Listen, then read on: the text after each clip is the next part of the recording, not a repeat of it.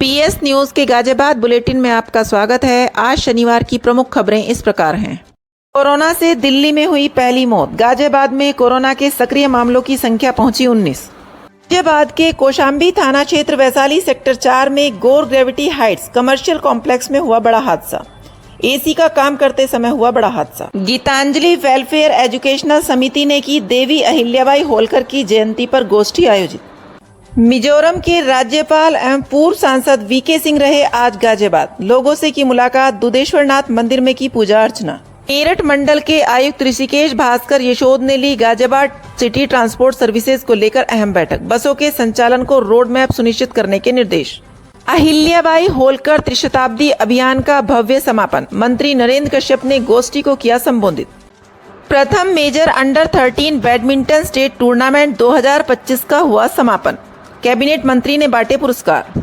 City forest के दोबारा विकास को लेकर परामर्श संस्था ने दिया प्रेजेंटेशन। सिटी फॉरेस्ट होगा पूरे शहर का वन स्टॉप डेस्टिनेशन। ज्योतिष आचार्य राकेश पंडित के निर्देशन में खंडेलवाल परिवार ने किया महाराजा अग्रसेन वाटिका पर भंडारा। नेता प्रदीप गर्ग के पुत्र आकाश गर्ग को जन्मदिन की बधाई देने वालों का पूरे दिन लगा रहा तांता। पूर्वजों की स्मृति में हनुमान मंदिर पर दीपक शर्मा व शिवम शर्मा ने किया भंडारा। अब खबरें विस्तार से। देश भर में कोरोना के मामलों में बढ़ोतरी देखने को मिल रही है। स्वास्थ्य मंत्रालय के अनुसार देश में कोरोना के सक्रिय मामलों की संख्या 2500 के पार पहुंच गई है।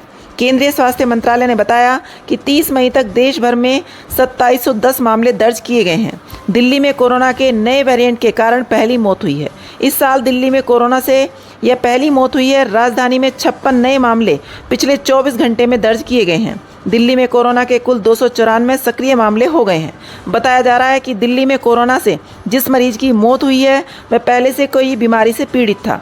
कोविड के बाद संक्रमण बढ़ा, समस्या बढ़ने के बाद मौत हुई है। गाजियाबाद में कोरोना के सक्रिय मरीजों की संख्या 19 हो गई है।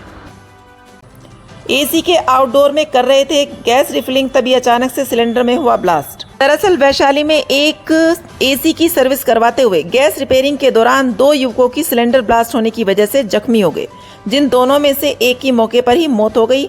वहीं दूसरा कर्मचारी अस्पताल में जिंदगी और मौत से जूझ रहा है। गौरतलब है कि एयर कंडीशन के कंप्रेसर में गैस रिफिलिंग एयर कंडीशनर को ऑन करके ही की जाती है, तभी यह हादसा हुआ जिसमें एक युवक की जान गई। हालांकि गलती किसकी है जांच का विषय है। वजह चाहे जो भी हो, लेकिन हादसा बड़ा है। स्थानीय लोगों ने भी कंप्रेसर के फटने की आवाज सुनी, जिससे वे काफी डर गए।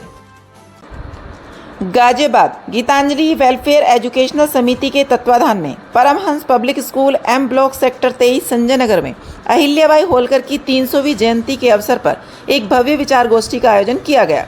कार्यक्रम में विभिन्न सामाजिक, शैक्षिक एवं राजनीतिक क्षेत्रों की प्रतिष्ठित हस्तियों ने भाग लिया और देवी अहिल्याबाई होलकर के जीवन, उनके समाजोत्थान कार्यों और समकालीन समाज पर उनके प्रभाव पर विचार साझा किए। समाज सेवी वीके अग्रवाल ने कहा कि अहिल्याबाई होलकर का कार्य सिर्फ एक रियासत तक सीमित नहीं था।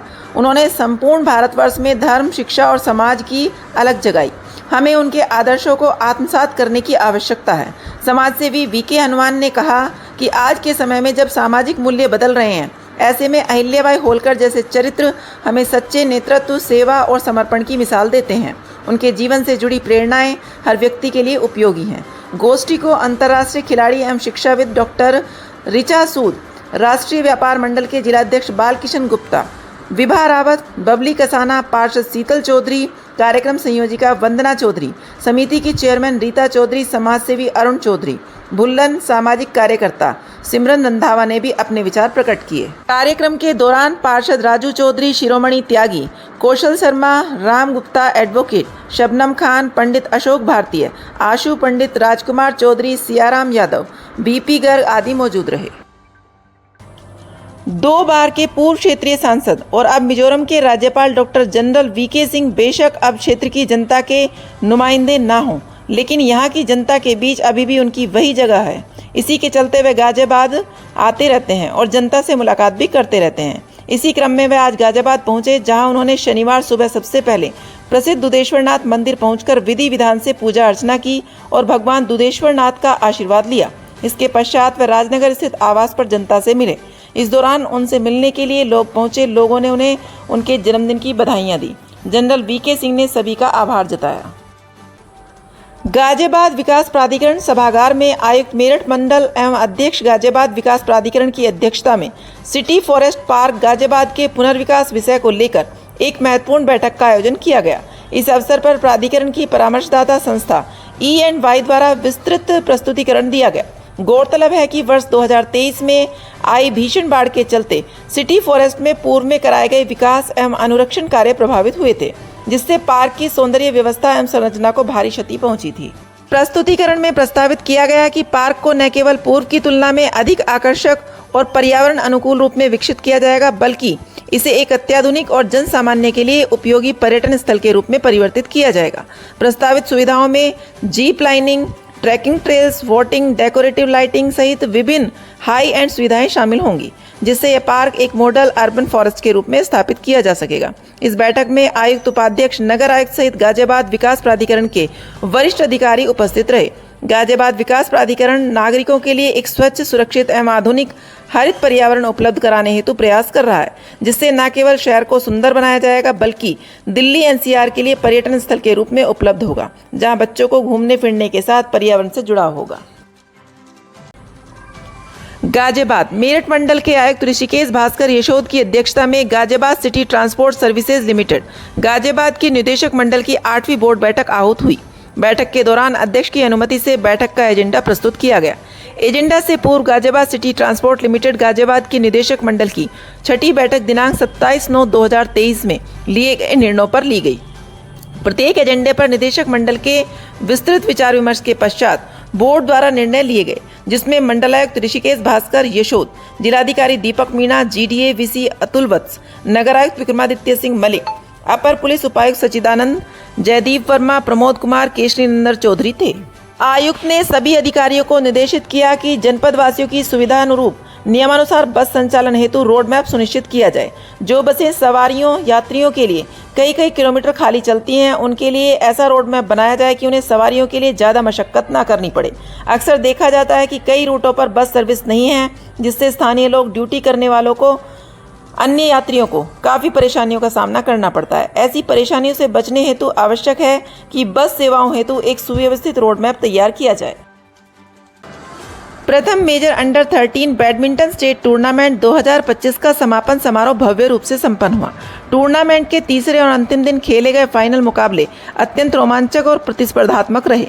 प्रतिभागी खिलाड़ियों ने उत्कृष्ट खेल कौशल, अनुशासन और समर्पण का परिचय दिया, जिसे दर्शकों ने करतल ध्वनि से सराहा। बैडमिंटन एसोसिएशन के सचिव नरेंद्र शर्मा ने बताया कि सभी मुकाबले अत्यंत रोमांचक और प्रतिस्पर्धी रहे।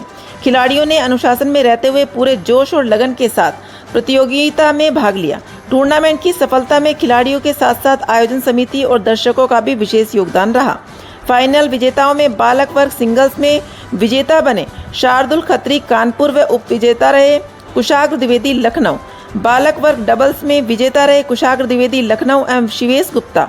उप विजेता रहे शार्दुल खत्री कानपुर एवं करदव खत्री कानपुर। बालिका वर्ग सिंगल्स में विजेता वान्या चौधरी नोएडा। उप विजेता गर्विता त्रिपाठी मेरठ रहे। बालिका वर्ग डबल्स में विजेता गर्विता एवं वन्या नोएडा। उप विजेता प्रियंका जायसवाल एवं उर्वशी वाराणसी रहे।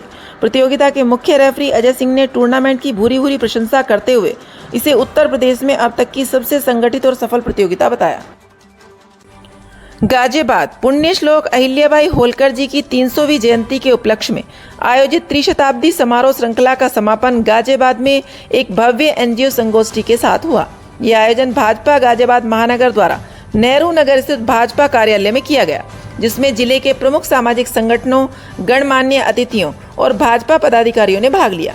कार्यक्रम की शुरुआत लोकमाता पुण्य श्लोक अहिल्याबाई होलकर जी के चित्र पर पुष्पांजलि अर्पण से हुई।